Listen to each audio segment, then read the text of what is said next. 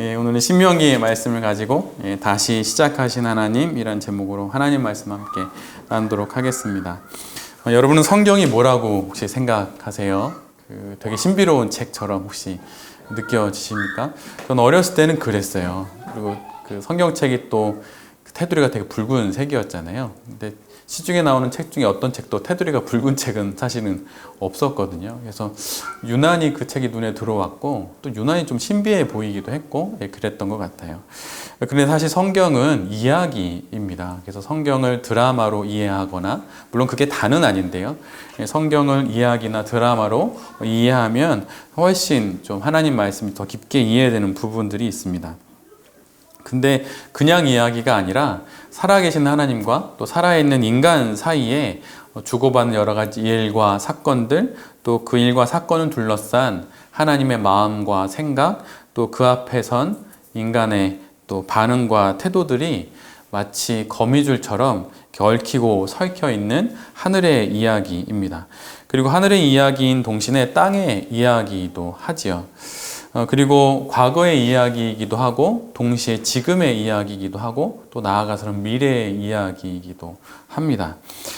그럴 수 있는 이유는 하나님께는 우리에게는 뭐 현재가 있고 또 과거가 있고 미래가 있지만 사실 하나님께는 한 가지 시제밖에 없으신데 그것은 바로 현재라고 하는 것이죠. 그래서 하나님께는 오직 현재만 있으시고 또 우리 역시 사실은 우리가 과거도 이야기하고 또 미래도 이야기하지만 사실 우리는 언제나 현재 오늘을 살 뿐입니다. 그래서 성경은 비록 그 안에 과거와 현재와 미래의 이야기가 다 들어있지만 사실은 성경은 오늘의 나를 향한 하나님의 이야기라고 정의할 수가 있을 것입니다. 이 성경을 통해 우리는 오늘 내가 서야 하는 자리를 찾게 됩니다.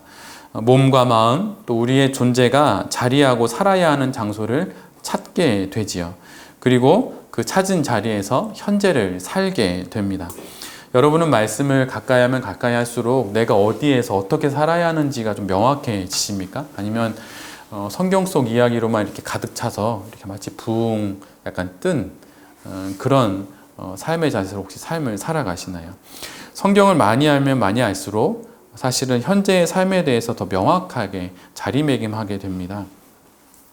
그래서 성경은 이렇게 자신의 현재라는 삶의 자리에서 하나님을 만난 이들의 이야기로 사실은 가득하죠.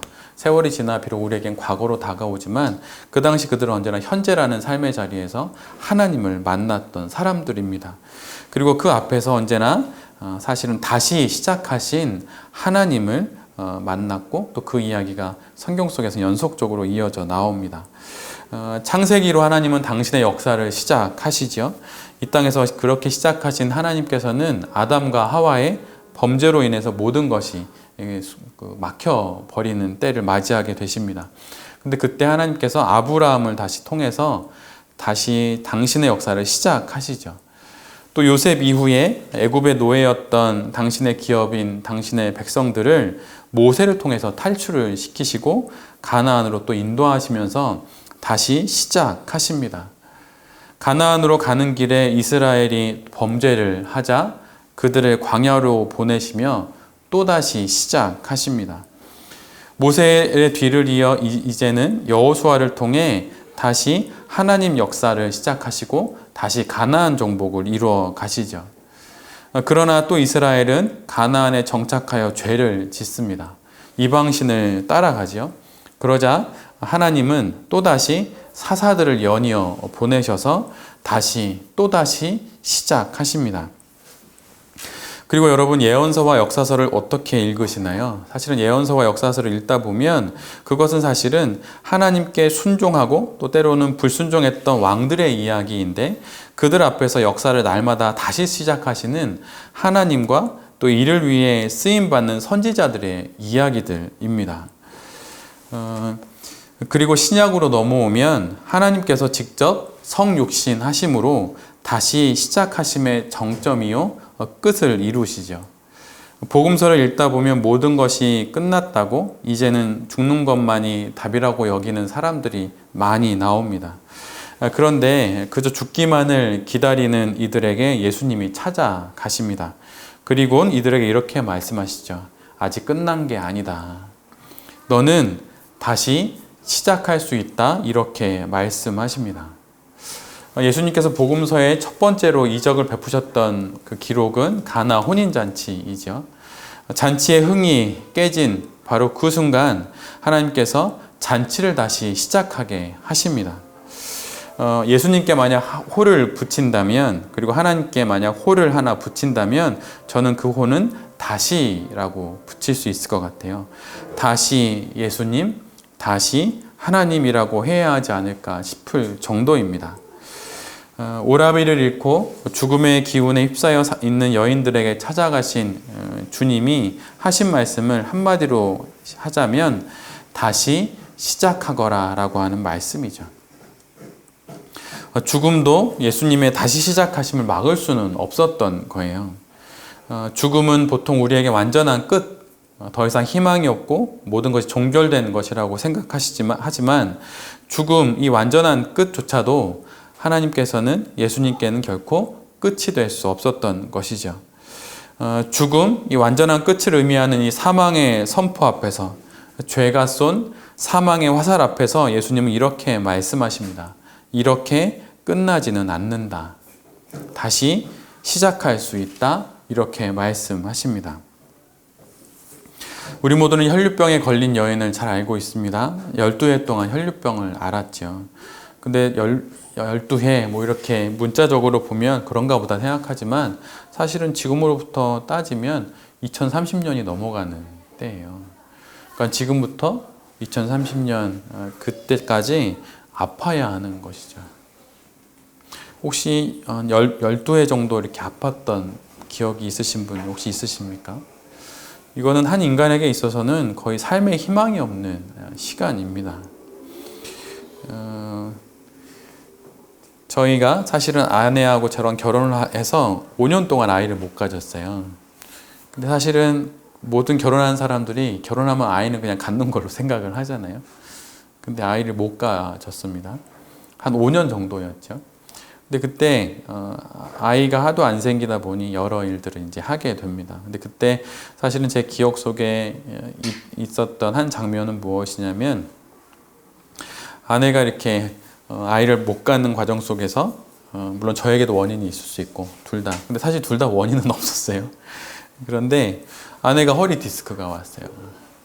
근데 조금 있다가 아이도 안 생기고 여러 처방을 했는데 안 생기는데 갑자기 또 목 디스크까지 오게 되는 거예요. 그때 아내가 자꾸 아이는 안 생기고 한 해 두 해 뜻하지 않게 허리는 아프고 또 목 디스크까지 오고 그러니까 그때 저희가 되게 작은 집에 살았었는데 그때 아내가 소파도 없어가지고 이렇게 걸터 앉을 수 있는 의자 바로 앞에 앉아서 이렇게 하염없이 천장을 쳐다보고 왜 내게 이런 일이 자꾸 그것도 수년 동안 이렇게 생기나 이렇게 하면서 이렇게 눈물을 흘렸던 기억이 있습니다. 근데 그것은 사실 5년이고 5년 만에 저랑 똑같이 생긴 딸을 얻게 됐죠.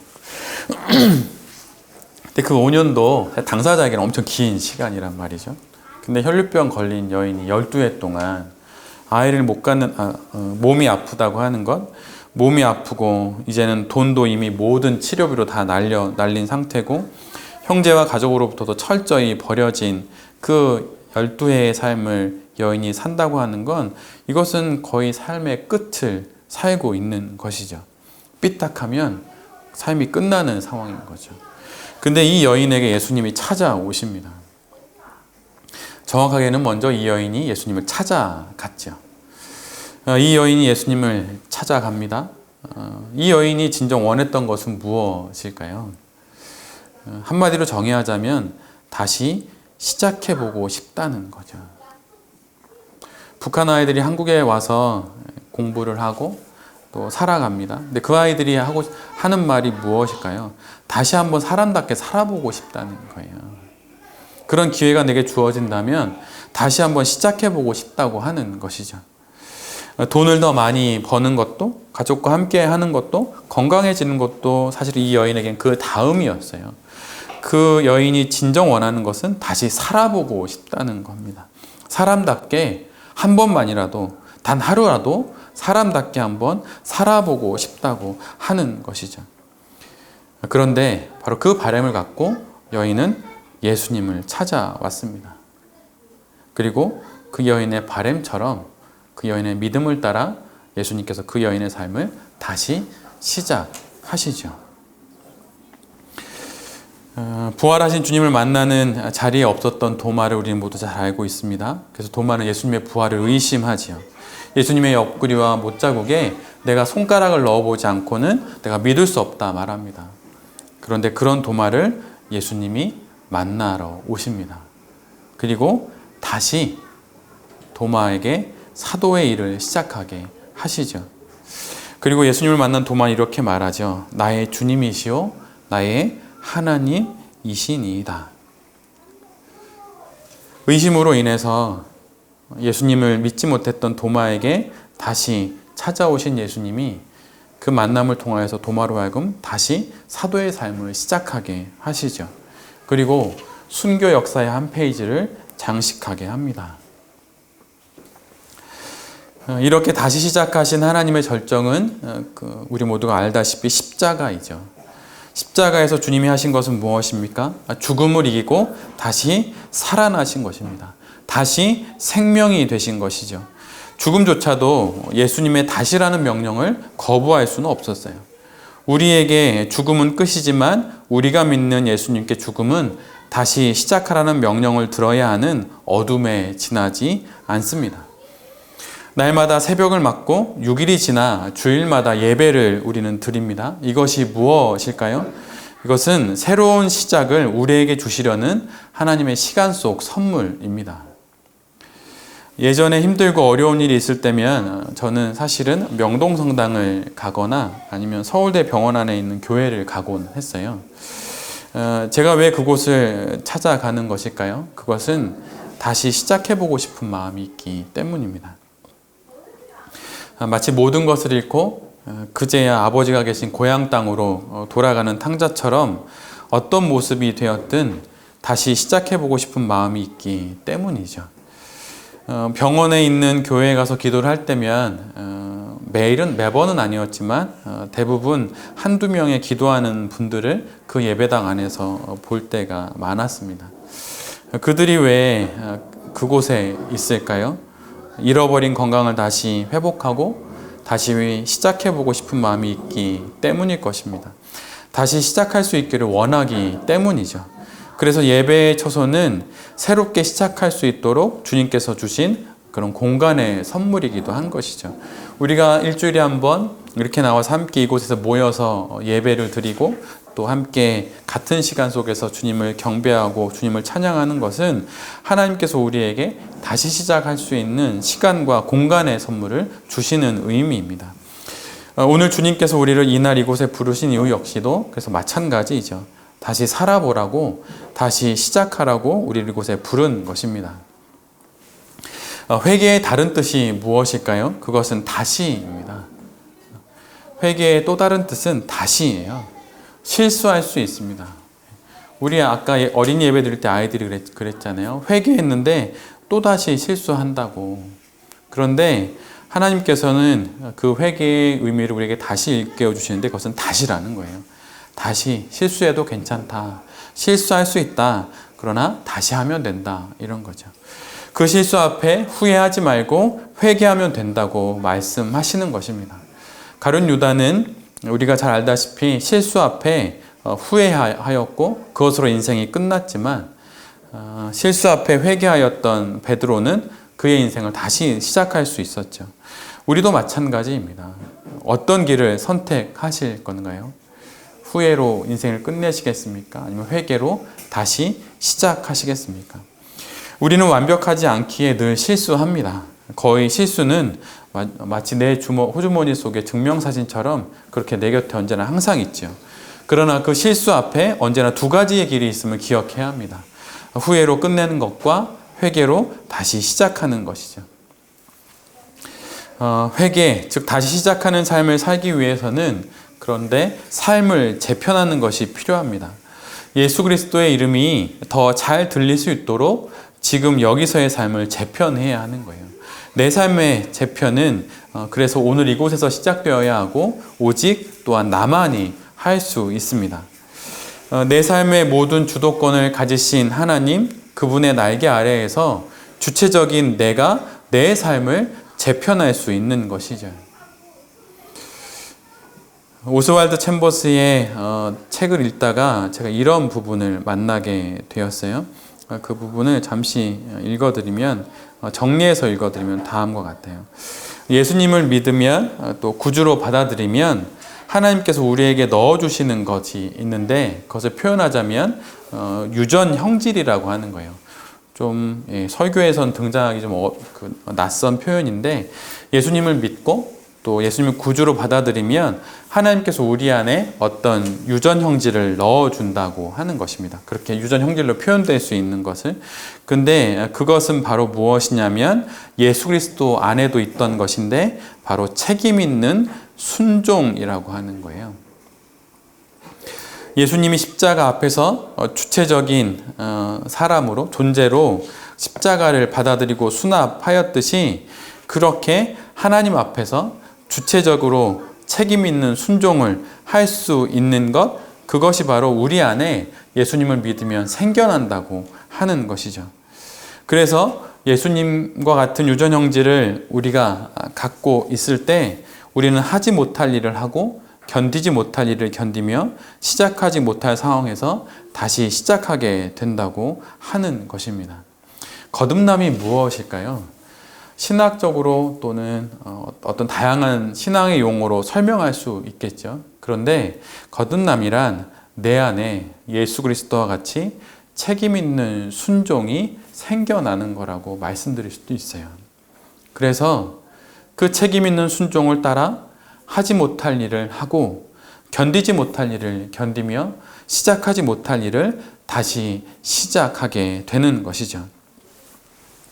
하나님께서 우리 안에 이런 것들을 만약 넣어주지 않으시고 너 순종해야 한다, 너 자유해야 한다라고만 말한다면 이것은 우리에게 너무 가혹한 거예요.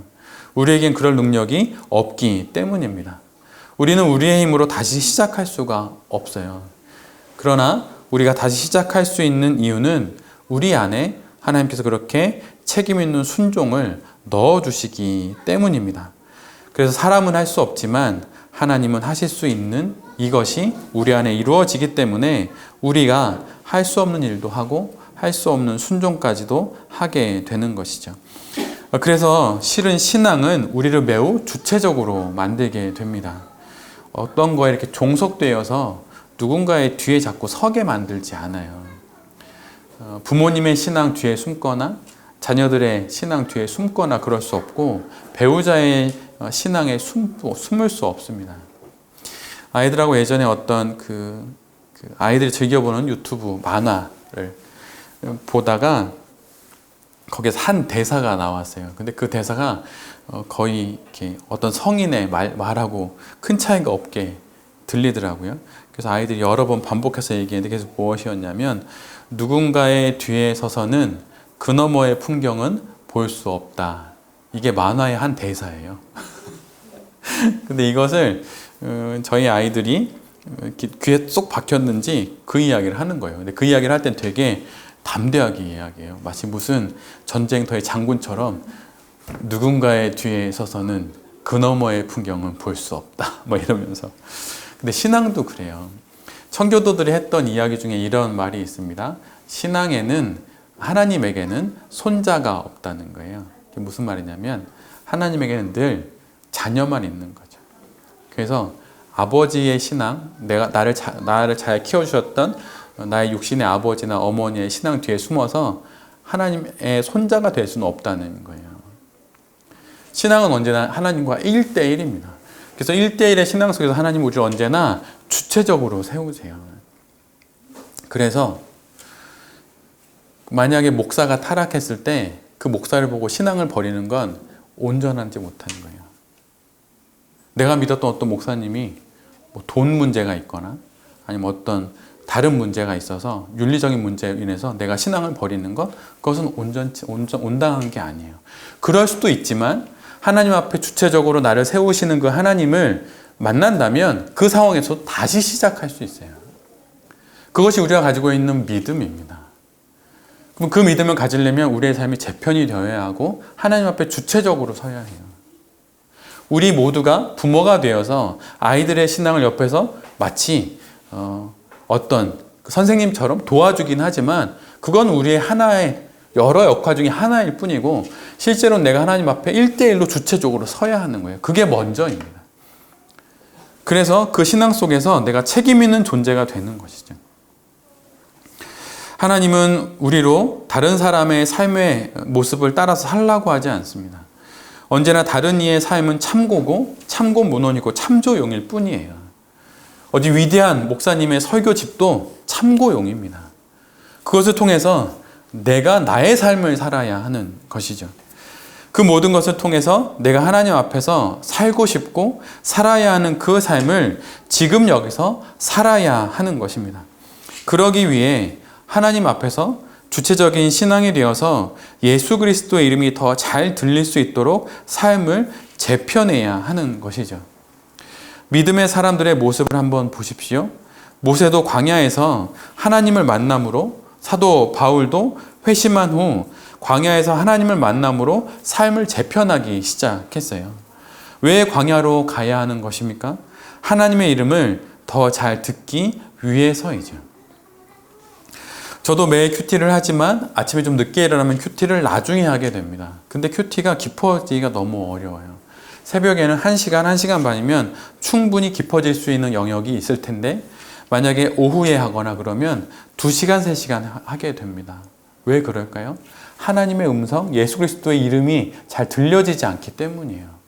저는 어디서든 기도하는데요. 저는 어느 때든 기도하는데요. 저는 화살 기도를 하는데요. 사실 그 말을 할 수 있는 분은 아무도 없는 곳, 하나님만 단둘이 만날 수 있는 그 기도의 자리가 있는 사람만이 화살 기도를 할 수 있는 자격이 있는 거예요. 나는 매일 화살 기도를 하기 때문에 괜찮습니다. 그렇지 않아요. 하나님을 만날 수 있는 장소와 공간, 또 시간이 구별되어 있는 사람만이 많은 이들과 함께 할 수 있는 자리에서도 기도할 수 있는 거예요. 그런데 나는 날마다 화살 기도합니다. 지하철이 나의 기도의 자리이고 또 밥 먹는 시간이 내가 기도하는 시간입니다 라고 말하는 분은 사실은 자기의 기도 세계가 없는 분입니다. 신앙은 크게 일반적인 것하고 벗어나지 않아요. 우리의 신앙생활에 있어서 가장 중요한 것은 나를 지극히 평범한 그리스도인의 삶의 자리에 나를 맞추는 거예요. 우리는 특별하지 않습니다. 그래서 언제나 일반적으로 사람들이 살아가는 삶 속에서의 신앙생활의 여정에 나를 맞춰야 하는 거예요. 새벽에 기도하지 못하면 오전과 오후에 기도하기는 더 어려운 거예요. 그렇게 나를 정확히 봐야 하는 것이죠. 그래서 모세도 사도 바울도 하나님의 음성을 잘 듣기 위해서 광야로 나갔다 한다면 우리도 우리의 삶 속에서 그렇게 광야로 나가야 합니다. 예수 그리스도의 이름, 그 영원히 기억해야 할 이름이 잘 들리도록 삶을 재편해야 해요. 역사 속에서 다시 시작하신 하나님, 그분을 지금 내가 만날 수 있도록 삶을 재편해야 합니다. 그분이 내 삶의 주인이시고 내 삶을 새롭게 하실 수 있는 분을 정말 믿는다면 그분을 만날 수 있는 시간을 따로 만드셔야 해요. 목사도 한 달 큐티 안 하고 한 달 말씀 안 보면 그 목사는 설교하는 게 정말 어렵습니다. 설교할 때 그 괴리감 속에 괴로워요. 아이들에게 신앙을 이야기합니다. 큐티해야 돼, 말씀 봐야 돼, 기도해야 돼 이렇게 말하지만 정작 그 말씀이 마치 거울처럼 반사되어서 내게 돌아와요. 난 그렇게 못하고 있는데 나 뜨겁고 부끄럽게 됩니다. 그럴 때 바로 그곳에서 다시 시작해야 합니다. 하나님께서 모든 이들로 하여금 다시 시작하게 하시는 이유는 무엇일까요? 우리로 하여금 회개에도 또다시 똑같은 죄를 저지르고 똑같은 자리에 연이어 반복해서 그 자리로 다시 돌아오는 우리에게 다시 시작할 수 있는 기회를 주시는 이유는 무엇일까요? 그것은 우리를 사랑하시기 때문이에요. 우리를 향한 그분의 사랑이 우리를 다시 시작할 수 있게 합니다. 하나님의 가장 큰 깊고 큰 갈망이 있습니다. 그것은 사랑이에요. 이 사랑이 하나님의 천지창조의 이유이기도 합니다. 지난주에 삼위일체에 대해서 사랑으로 설명하여 드렸었는데 그것처럼 우리 하나님의 가장 깊은 갈망인 이 사랑이 우리로 하여금 다시 시작하게 합니다. 그리고 그 사랑의 절정이 바로 십자가이고 우리 주 예수 그리스도의 성육신인 것이죠. 그래서 우리는 예수 그리스도를 통해 다시 시작할 수 있습니다. 예수 그리스도 때문에 다시 시작할 수 있어요. 왜냐하면 하나님의 사랑의 절정이 예수 그리스도이기 때문입니다. 그래서 실은 저는 이단에 빠지는 이들이 너무도 안타까워요. 왜냐하면 이단이 하는 많은 이야기의 결과는 무엇이냐면 내가 곧 재림 예수고 내가 곧 성령이라고 하는 것이죠. 근데 그것은 옳지 않아요. 조금만 생각해 보면 옳지 않아요. 그런데 그것에 빠집니다. 현혹됩니다. 왜 그럴까요? 우리 모두에겐 종교심이라는 게 있는데 누군가에게 기대고 싶은 게 있는 거예요. 의지하고 싶은 게 있는 거예요. 그런데 말로만 듣던 예수 그리스도가 앞에 있으니 그걸 따라가게 되는 것이죠. 그러나 그것은 옳지 않습니다. 그것은 죄악이에요. 그것은 그들로 이단의 교리와 이단이 말하는 그 헛된 그런 것들 속에서는 결코 다시 시작하는 게 없습니다. 여러분 이단을 자세히 바라보세요. 거기에 뭐가 있나요? 이단에 붙잡히고 얽매이는 것밖에 없어요. 자유가 없습니다. 근데 우리는 예수 그리스도를 통해서 자유함을 얻죠. 여러분 예수님 믿고 혹시 더 자유해지십니까? 아니면은 뭔가 좀 답답하고 얽매여 있는 것 같나요? 예수님 믿으면 여러분 자유해집니다. 그리고 되게 유쾌해져요. 저는 원래 태생이 되게 우울한데요. 저 MBTI의 I형인데요. 이런 거 있잖아요. 여러분 근데 그거는 성향을 핏게 삼는 거예요. 저 I입니다. 저 애니어그램도 되게 좀 이렇게 우울한 쪽이에요. 근데 예수님 잘 믿으면 유쾌해집니다. 그리고 되게 막 시끄러웠던 분들은 되게 잠잠해져요. 왜냐하면 그것이 하나님이 우리에게 주신 자유를 통해서 나타나는 현상들이기 때문이에요. 다시 시작하신 하나님 그분이 우리에게 뭘 주시기를 원하실까요? 그것은 자유를 주시기를 원하시는 거예요. 그래서 예수님을 믿으면 믿을수록 더 즐겁고 재밌어지고 어린아이 같아지는 것이죠. 다시 시작하신 하나님이라고 하는 이 제목의 뒷장에 뭐가 적혀 있을까요? 그것은 영원히 사랑하시는 하나님이에요. 영원히 사랑하시기 때문에 우리로 하여금 다시 시작하게 하시는 거죠. 아무리 돌판을 깨고 금송아지를 만들어도 하나님은 다시 시작하십니다. 왜냐하면 나를 사랑하시기 때문이에요. 결코 끊어질 수 없는 사랑을 하시는 분이 우리가 믿는 하나님이고 나는 그런 하나님을 믿는 것입니다. 오늘 본문에 연이어 3번에 걸쳐 등장하는 같은 표현이 있어요. 처음과 같이 이런 표현입니다. 아무리 돌판을 깨야 하는 상황이 와도 하나님은 처음으로 돌아가 다시 시작하십니다. 마치 무한 반복처럼 말이죠. 우린 실수하지만 하나님은 다시 하십니다. 우리는 실수하지만 하나님은 다시 하세요. 우리는 실수함으로 끝났다 말하지만 하나님은 거기서 다시 시작을 우리에게 말씀하십니다. 우린 끝이라 말하지만 하나님은 처음과 같다 말하십니다.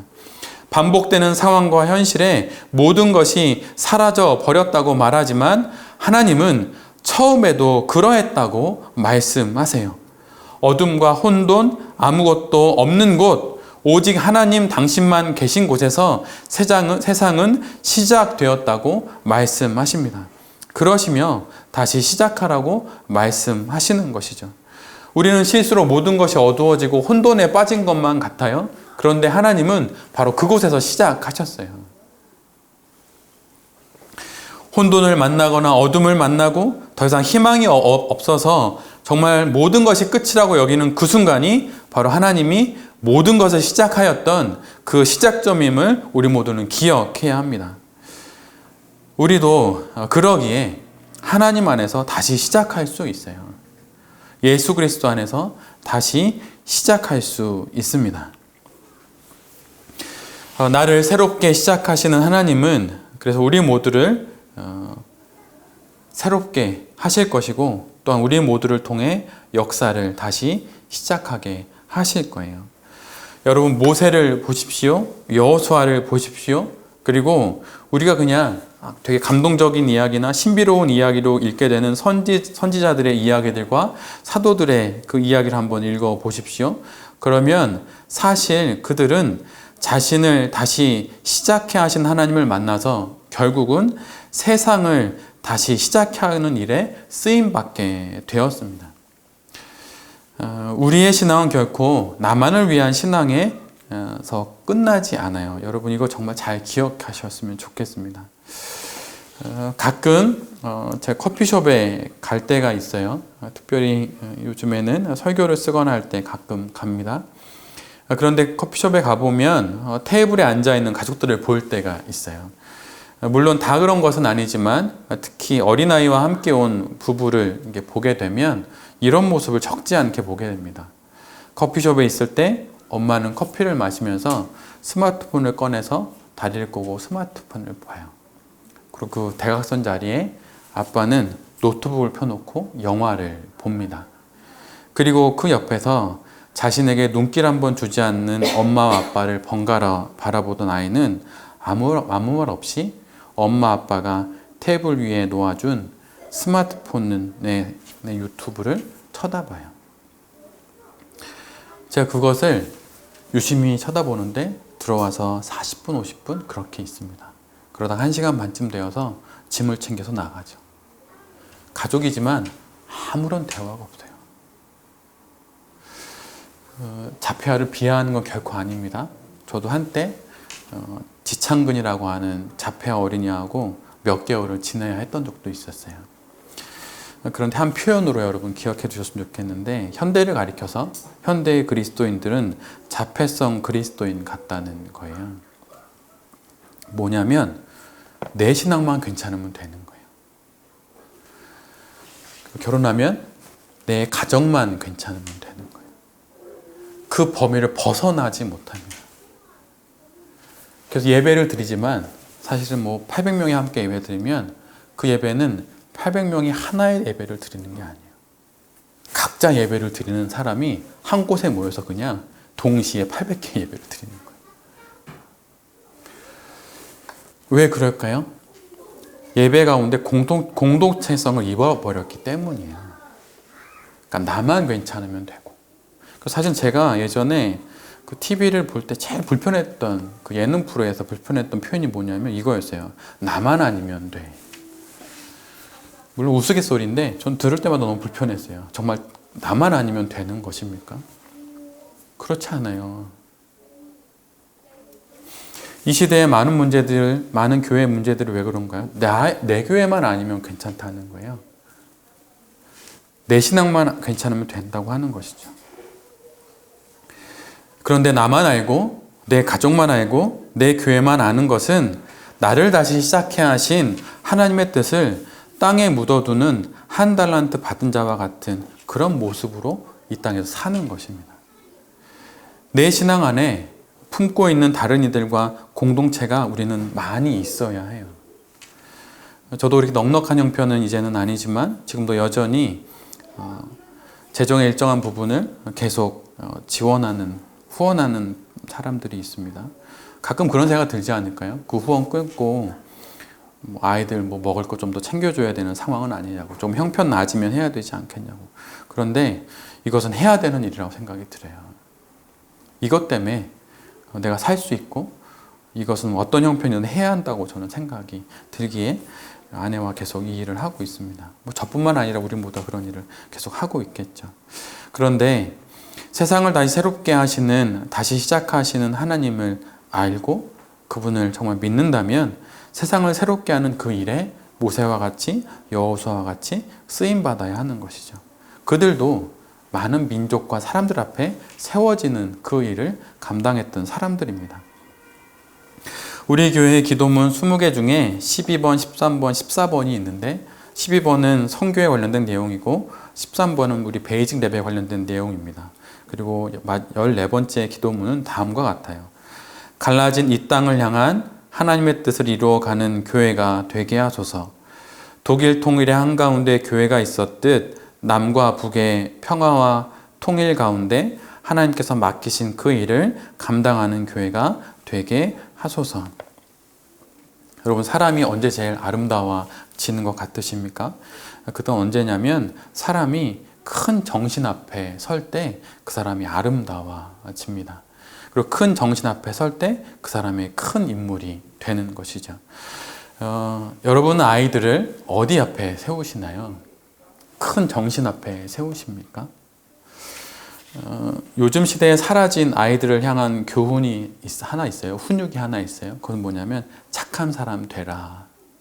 우리 어렸을 땐 참 그런 말 많이 듣지 않았나요? 착하게 살아야 한다. 근데 그건 요즘에 영화에서 조폭의 이 팔뚝의 문신으로 착하게 살자 뭐 이렇게나 있지 우리의 삶엔 없지요. 요즘 시대의 아이들에게 착하게 살아라 이런 말 안 해요. 오히려 이런 말 많이 하죠. 착하게 살면 무시받는다. 그런데 여러분 정말 그렇지 않아요. 큰 정신 앞에 아이들을 세워야 합니다. 그럴 때 지혜롭게 착할 수도 있고 지혜롭게 자신이 가지고 있는 능력도 쓸 수 있는 것이죠. 그럼 가장 큰 정신은 무엇일까요? 그것은 바로 하나님 앞에 서는 거예요. 이 세상에 큰 정신들이 있습니다. 뛰어난 그 학문적 업적일 수도 있고 철학일 수도 있고 아니면 지고지순한 사랑이나 인류의 연민과 사랑, 정의와 도덕 이런 것들이 큰 정신일 수 있겠죠. 그런데 이 큰 정신들도 하나님 그 다음입니다.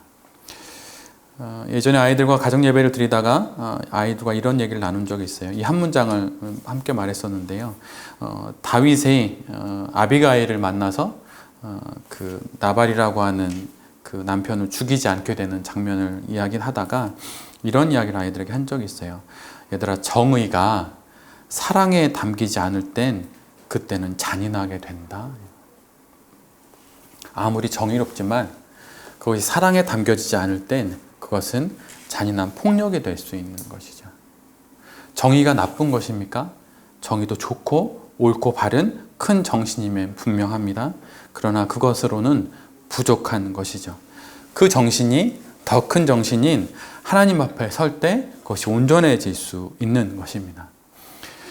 우리의 인생 역시 마찬가지죠. 더 큰 정신 앞에 설 때 온전해질 수 있죠. 그리고 그 큰 정신 앞에 서서 우리는 다시 시작할 수 있게 되는 것입니다. 그렇다면 우리는 언제 어디서부터 다시 시작해야 하는 것일까요? 그것은 바로 오늘 이곳에서 다시 시작해야 합니다. 지금 예배를 드리는 이 순간 다시 시작해야 하는 것이죠. 밝은 빛이 비추어 어느 좋은 날, 그런 날에 다시 시작하는 것이 아니라 지금 힘들고 어려운 상황이 있다면 그 어둠이 가득한 그곳에 하나님께서 빛을 비추어 주실 때 바로 그때 다시 시작해야 하는 것입니다. 사도 바울을 부르실 때도 사실은 그의 두 눈이 감겨졌을 때예요. 요나를 다시 부르실 때도 어두운 물고기 뱃속이었습니다. 모세를 다시 부르실 때도 살인자가 되어 더 이상 희망이 없다고 여기는 그 어둠의 한가운데서 하나님께서 모세를 부르셨죠. 아무것도 볼 수 없을 때 그때 비로소 하나님으로부터 들려오는 음성을 우리 모두가 듣게 되는 것입니다. 어디서 다시 시작해야 할까요? 지금 여기서입니다. 그리고 무엇으로 시작해야 할까요? 다시 시작해야 하시는 하나님을 바라봄으로 시작할 수 있는 것입니다. 우리 아이들도 지나면서 막막하고 또 정말 끝난 것 같다라고 여기는 순간이 아이들에게 있을 거예요. 우리들도 이렇게 살아오지 않았습니까? 그때 아이들에게 뭐라고 말씀하시겠어요? 얘야, 하나님 앞에서 다시 시작할 수 있다. 하나님이 이 우주의 역사를 시작하실 때 그때 처음 시작이 어땠는지 알아? 어둠이었어. 혼돈이었다. 근데 거기서 하나님이 시작하셨어. 하나님이 빛 가운데 시작한 게 아니야. 어둠 가운데 시작했어. 힘들고 어려울 때 아무것도 없다라고 말할 때 하나님이 시작하셨어. 너 힘들지? 막막하고 어둡지? 근데 거기가 바로 다시 시작하신 하나님이 시작하시는 바로 그 출발점이야. 이렇게 말해줄 수 있어야 하지 않겠습니까? 여기 있는 우리 모두가 그렇게 다시 시작해야 하신 하나님을 힘입어서 우리의 인생을 다시 시작할 수 있었으면 좋겠습니다. 사업 막막할 수 있잖아요. 재정도 어렵고 교회도 그럴 수 있습니다. 또 개인의 삶도 그럴 수 있잖아요. 그런데 그 모든 형편 그 속에서 지금 다시 여기서 시작하시는 그 하나님을 붙잡고 우리의 삶을 살아갈 수 있기를 간절히 빕니다. 근데 여러분, 우리 오늘 설교의 제목이 다시 시작하시는 하나님이 아니라 다시 시작하신 하나님이에요. 우리에게는 다시 시작하는 것이 미래의 일이고 또 결단의 일일지 모르겠지만 이미 우리가 믿는 하나님은 그 일을 시작하신 분이세요. 이미 우리 안에 그 일을 시작하셨습니다. 그 하나님을 믿고 또 우리의 삶을 아름답게 살아갈 수 있기를 빕니다. 한 주간 힘내어서 또 우리에게 주신 한 번뿐인 인생을 다시 시작하신 하나님 붙잡고 멋지고 또 유쾌하게 또 차분한 순종으로 감당하며 살아가는 여기 있는 우리 모두가 될 수 있기를 기도드립니다. 아멘.